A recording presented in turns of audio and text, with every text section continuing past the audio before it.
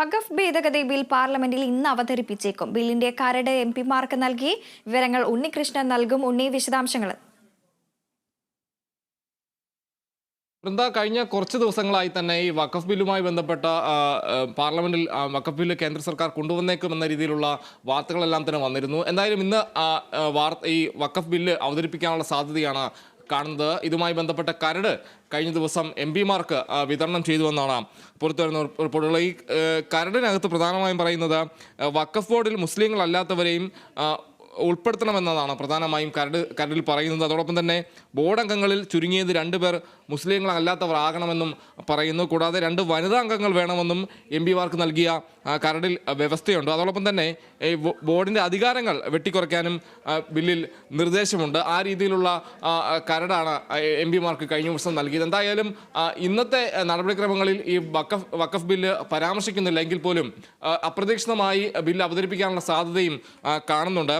എന്തായാലും നിലവിലെ വഖഫ് നിയമത്തിൽ 40 ഭേദഗതികൾ കൊണ്ടുവരാനാണ് ഒരു നീക്കം സർക്കാരിൻ്റെ ഭാഗത്തുനിന്ന് ഉണ്ടാകുന്നത്. കൂടാതെ ബിൽ പാസ്സായാൽ വഖഫ് സ്വത്തുക്കളെന്ന് അവകാശപ്പെടുന്ന ഭൂമി കർശന പരിശോധനകൾക്ക് വിധേയമാക്കേണ്ടി വരും. കൂടാതെ തർക്കഭൂമികളും സർക്കാർ പരിശോധിക്കും. എന്തായാലും രാജ്യത്താകെ 32 ബോർഡുകളാണ് വഖഫ് ബോർഡിൻ്റെ കീഴിൽ 32 സ്ഥാപനങ്ങളാണ് വരുന്നത്. ആ രീതിയിലാണ് ഉള്ളത്. കൂടാതെ 9.4 ലക്ഷം ഏക്കർ വസ്തുവകകളാണ് വഖഫ് ബോർഡിന് കീഴിലുള്ളത്.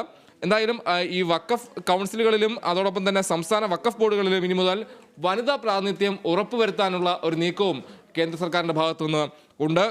നേരത്തെ UPA സർക്കാരിൻ്റെ കാലത്ത് വഖഫ് ബോർഡ് നൽകിയ കൂടുതൽ ഇളവുകൾ അത് ഒഴിവാക്കാനുള്ള നീക്കമാണ് കേന്ദ്ര സർക്കാരിൻ്റെ ഭാഗത്തു നിന്ന് വരുന്നത്. കൂടാതെ സുതാര്യത ഈ രീതിയിലുള്ള നീക്കങ്ങൾ നടക്കുമ്പോഴും ഒരു സുതാര്യത കൊണ്ടുവരാനുള്ള ശ്രമമാണ് നടക്കുന്നതെന്നാണ് കേന്ദ്ര സർക്കാർ വ്യക്തമാക്കുന്നത്. എന്തായാലും ഇതിനെതിരെ വലിയൊരു പ്രതിഷേധം നേരത്തെ തന്നെ ഇത്തരത്തിലൊരു നീക്കം ഉണ്ടെന്നുള്ള റിപ്പോർട്ടുകളെല്ലാം തന്നെ പുറത്തു വന്ന ഘട്ടത്തിൽ തന്നെ പ്രതിപക്ഷം വലിയ വിമർശനം ഉയർത്തുന്ന ഒരു സാഹചര്യം ഉണ്ടായിരുന്നു. അതോടൊപ്പം തന്നെ പറയുകയാണെങ്കിൽ മുസ്ലിം ലീഗ് അടക്കം ഇതിനെതിരെ ഈ നീക്കത്തിനെതിരെ രംഗത്ത് വരുന്നൊരു സാഹചര്യം ഉണ്ടായിരുന്നു.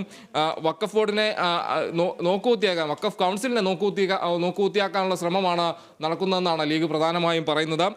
കൂടാതെ സ്വത്ത് കയ്യേറിയവർക്ക് തന്നെ ലഭിക്കാൻ സൗകര്യമൊരുക്കി കൊടുക്കുന്നു. അതോടൊപ്പം തന്നെ സർക്കാർ നോമിനികളെ തിരികെ കയറ്റാനാണ് ശ്രമമെന്ന് League MP E.T. Muhammad Basheer അടക്കം വ്യക്തമാക്കിയിരുന്നു. ആ രീതിയിൽ വലിയ പ്രതികരണങ്ങളെല്ലാം തന്നെ വന്നിരുന്നു. നേരത്തെ ഇതിനെ എതിർക്കുമെന്നും അല്ലെങ്കിൽ സഭയിൽ ഈ വിഷയം കൊണ്ടുവരുമ്പോൾ അല്ലെങ്കിൽ ബില്ല് അവതരിപ്പിക്കാനുള്ള ശ്രമം നടക്കുമ്പോൾ ഇതിനെ എതിർക്കുമെന്നും വ്യക്തമാക്കിയിരുന്നു. എന്തായാലും ഇന്ന് പാർലമെന്റ് നടപടിക്രമങ്ങളെല്ലാം തന്നെ ആരംഭിച്ചിരുന്നു.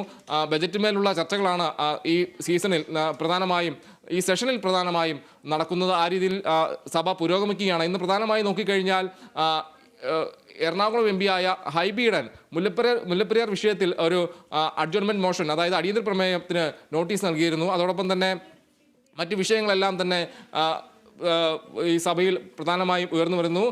അതോടൊപ്പം തന്നെ ദുരന്ത നിവാരണ ബില്ലും സഭയിൽ വരാൻ സാധ്യതയുണ്ട്. പുതിയ നിയമങ്ങൾ കൂടുതൽ കർശനമാക്കാനുള്ള സാധ്യത, ഇതെല്ലാം തന്നെ ഇന്ന് സഭയിൽ വരാനുള്ള സാധ്യതയുണ്ട്. എന്തായാലും ഇന്ന് ഈ വഖഫ് ബില്ലാണ് പ്രധാനമായും ഉള്ളത്. ഇത് അവതരിപ്പിക്കുമോ എന്ന കാര്യത്തിലൊരു വ്യക്തത വന്നിട്ടില്ല. അത് അവതരിപ്പിക്കാനുള്ള സാധ്യത മാത്രമാണ് ഉള്ളത്. ഈ അപ്രതീക്ഷിതമായൊരു രീതിയിലാകും ഈ ബില്ല് കൊണ്ടുവരിക എന്നാണ് നമ്മൾ മനസ്സിലാക്കുന്നത്. എന്തായാലും വലിയൊരു പ്രതിഷേധം ഈ ബില്ല് കൊണ്ടുവരുമ്പോൾ ഉണ്ടാകുമെന്നും കരുതുന്നുണ്ട് വൃന്ദ.